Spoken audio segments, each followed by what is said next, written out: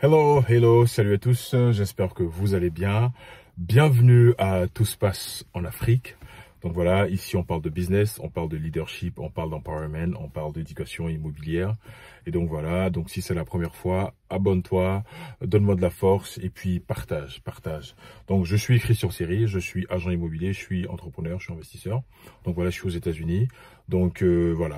Aujourd'hui, je vais parler d'un autre sujet. Je crois que cette semaine, j'aborde la même thématique concernant la circulation en Côte d'Ivoire, la circulation dans la ville d'Abidjan.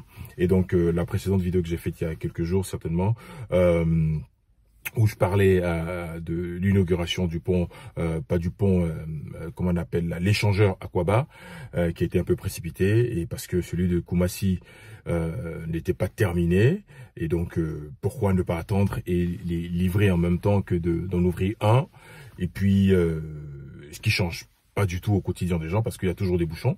Avant, il y avait des bouchons. Après, il y a toujours des bouchons. Donc, voilà. Donc, aujourd'hui, je vais parler de l'interdiction des gbaka. Des gbaka, ce qu'on appelle le communément gbaka, ce sont les transports en commun en Côte d'Ivoire, pour ceux qui ont fait la Côte d'Ivoire. Donc, sur les transports en commun. Donc, voilà, dans la périphérie d'Abidjan, pour des livraisons, j'allais dire des transports d'un point A dans les périphéries d'Abidjan pour, généralement, Adjamé. Et donc voilà, donc je ne sais pas si c'est le district de la ville d'Abidjan qui a pris la décision, ou c'est la mairie d'Adjamé, ou ça vient du gouvernement. Bon, de tout état de cause, il y a une décision annoncée au mois de mars, dans ce mois-là, que les gbaka n'arriveraient plus au centre d'Adjamé. Et encore une fois, donc on est ici pour apporter des critiques assez constructives. Hein. On est là pour faire des critiques constructives. Je ne sais pas qui travaille dans le comité des annonces ou des comités de communication ou dans le comité de la circulation de la ville d'Abidjan, dans la manière de communiquer ou dans la manière de faire passer des messages ou de la manière de procéder. Donc voilà, un matin on se lève, on annonce que tiens, bon voilà, à partir de telle date, les gbaka ne rentrent plus à Djamé. C'est pas comme ça qu'on fait. On travaille pas comme ça, je suis désolé de le dire, je le dis. Donc voilà, on est là pour apporter des critiques constructives. On prépare la population, on prépare les usagers, on prépare les opérateurs économiques, parce qu'il y a des gens qui vivent de cela. Il y a des gens qui vivent du transport, c'est leur business tous les jours. Donc on prend pas une décision comme ça à la légère. On se lève pas un matin pour dire demain ou après-demain là, les gbaka ne rentrent pas à Djamé.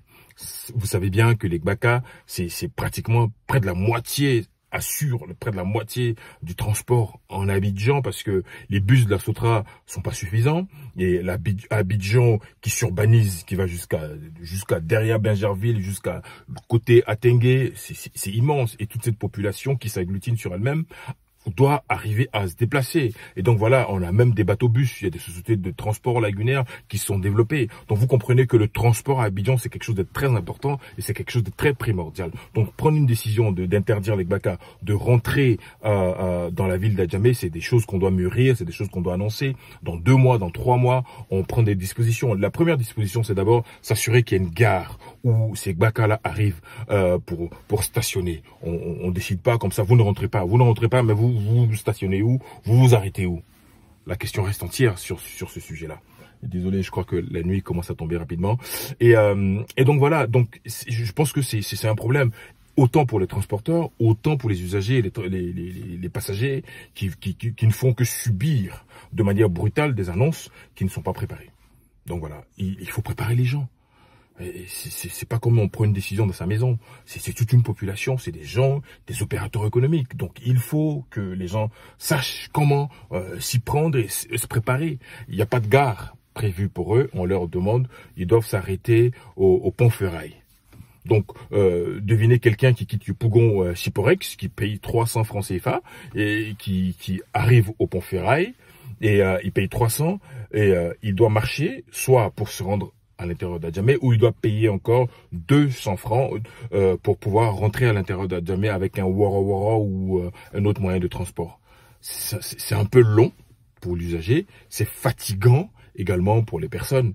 Et je pense que c'est à revoir, à repenser. Asseyez-vous, les personnes qui décident au niveau de la circulation. Ce sont des décisions qu'on doit revoir, repenser de manière stratégique, de manière bien étudiée, même sur le terrain, et de voir comment est-ce que ça peut impacter les personnes. À la fin de la journée, ce sont des personnes, ce sont des usagers, hein, c'est tout le monde. Tout le monde est impacté. Et donc voilà, si on veut avoir une société où des opérateurs économiques fatigués, qui ne remplissent pas leurs obligations parce qu'ils n'arrivent pas à se déplacer, parce qu'ils n'arrivent pas à respecter leur engagement, toute la couche de la population est littéralement impactée. Et admettons qu'une personne qui quitte Anyama et qui veut faire une course à Djamé, sachant que Djamé est le point stratégique. Attendez, je vais allumer un peu peut-être la voiture, peut-être la lumière va donner un peu de lumière dans la voiture parce qu'il se fait tard rapidement. Désolé. Donc voilà, hop. Donc voilà, il y a un peu de lumière, je profite un peu de la lumière là rapidement. Donc voilà, donc je disais qu'une personne qui quitte pratiquement Anyama et qui va faire une course à Djamé va souffrir le martyre. Donc tu débarques, tu payes, tu descends sous le pont Ferraille. Après, tu marches, pour ceux qui veulent marcher, ou tu prends un autre véhicule pour te rendre au centre d'Adjamé. Tu finis, tu prends encore un autre véhicule qui va te ramener au pont Ferraille pour que tu prennes le véhicule qui va te reconduire chez toi à la maison.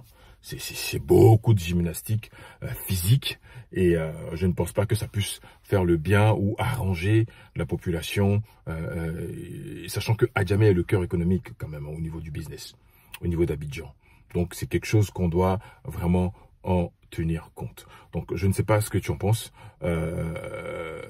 On doit, si les autorités ont prévu de faire cela, de construire une gare très rapidement ou de déterminer des points où ces Bakala vont s'arrêter ou vont stationner rapidement. C'est-à-dire que tu ne t'arrêtes pas, mais voici un point bien spécifique où tu peux marquer l'arrêt et puis revoyez la carte d'Adjamé et puis proposer quelque chose de plus limpide parce que là c'est brutal, c'est pas préparé et ça bouscule le quotidien des personnes de manière négative.